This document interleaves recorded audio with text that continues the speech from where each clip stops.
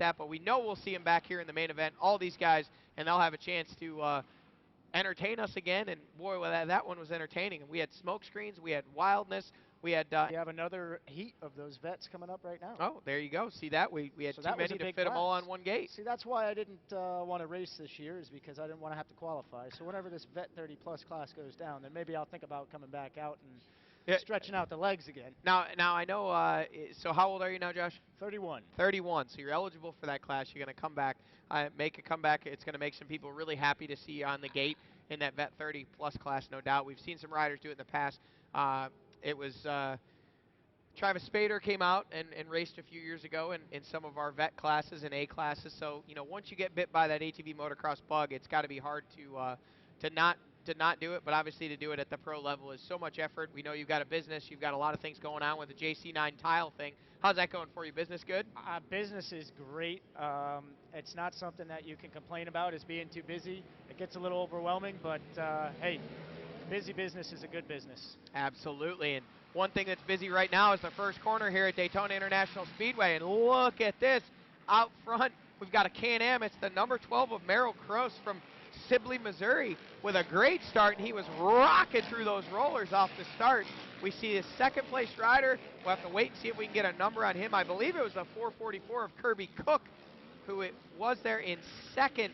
So these guys, oh wow, we've got a little bit of craziness going on here. So again, this 30 plus class we think of as one of our more subdued kind of established classes, but these guys are proving us wrong and saying we're out here for one thing, and that is to hold this throttle wide open and get rowdy.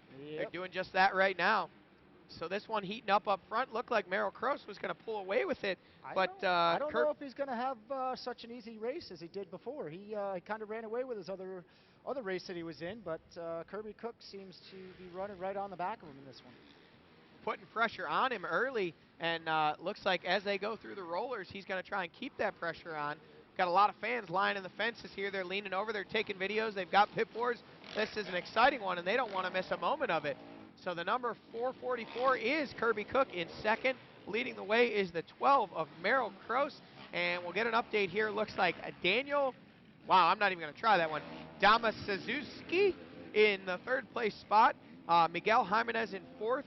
Jeremy Kruger fifth, Shane Foxwell sixth, Juan Colon in seventh, and Alexander Delbon in eighth place out of Orlando, Florida. Both of our two seventh and eighth place riders are from Orlando, Florida, Juan Colon and Alexander Delbon.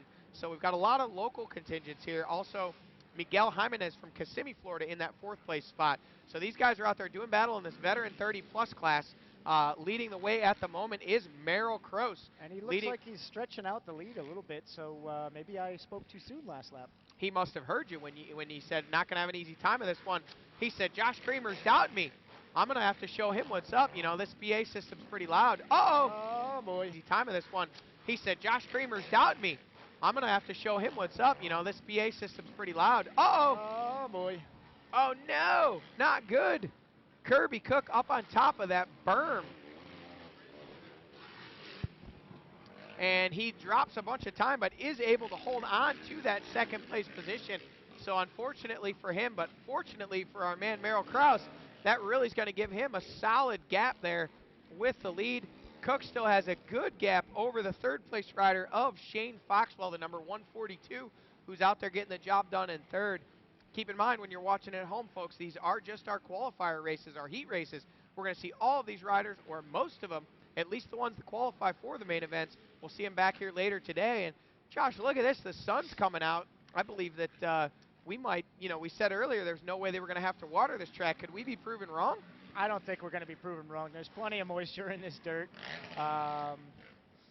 But I kind of knew the sun was going to come out. It's right about noontime, 1 o'clock, and I kind of picked up meteorology as a second job.